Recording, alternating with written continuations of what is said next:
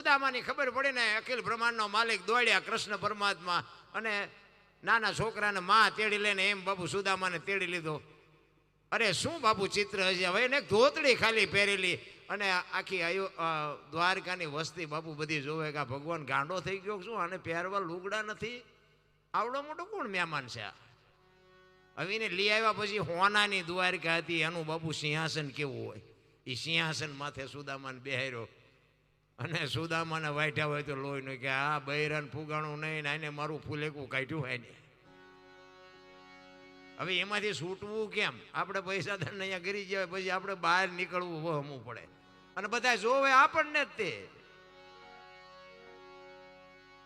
સુદામા કાંઈ બોલતા નથી. કૃષ્ણ પરમાત્મા બાપુ ધ્રુજી ગયો, કરે સુદામા તારી આ દશા બાપ, પગમાંથી કાંટા ને કાંકરા કાઢે. કરે પણ મારા બાપ ત્યાં અત્યાર સુધી મને કઈ વાત ન કરી, ત્યાં મને કીધું નહીં. અરે રોયા બાપુ, અખિલ બ્રહ્માંડનો માલિક સુદામાની દશા જોઈને રોવા મળી ગયો, પગ ધોઈ નાખ્યા ઉડાથી. સુદામા મારા બાપ ત્યાં અત્યાર સુધી મને કાંઈ વાત ન કરી, આ તારી દશા, મારી બેન શું કરે છે, છોકરા શું કરે.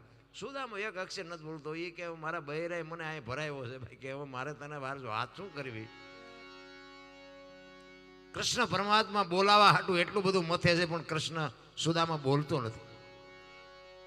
પછી કૃષ્ણ પરમાત્મા કહે છે કે આપણે ગુરુજીના આશ્રમમાં બે ભેગા ભણતા હતી, તને યાદ છે? પછી બોલ્યા એ કે હા યાદ છે. એ કે ગુરુજીના આશ્રમ હાટું આપણે લાકડા લેવા જતા હતા, એ તને યાદ છે? તો કે હા એ યાદ છે. એ કે માતા માએ ચણ્યા આપ્યા હતા મારા ને તારા બેયના, તું બેયના ઉપાડી ગયો તો તારી ટકલી ડાળ ઉપર બેઠો બેઠો ખાતો હતો, તને ખબર છે? મારા ભાગના શું ખાઈ ગયો તો યાદ છે? એ કે હા, કે ઈ તો લાવ એમ કહીને બાપુ તાંદુલની પોટલી ખેંચી અને સુદામાને એમ તો કે આ નહોતું, આ પોલ ઉઘાડી નહોતી કરવી તોય થઈ.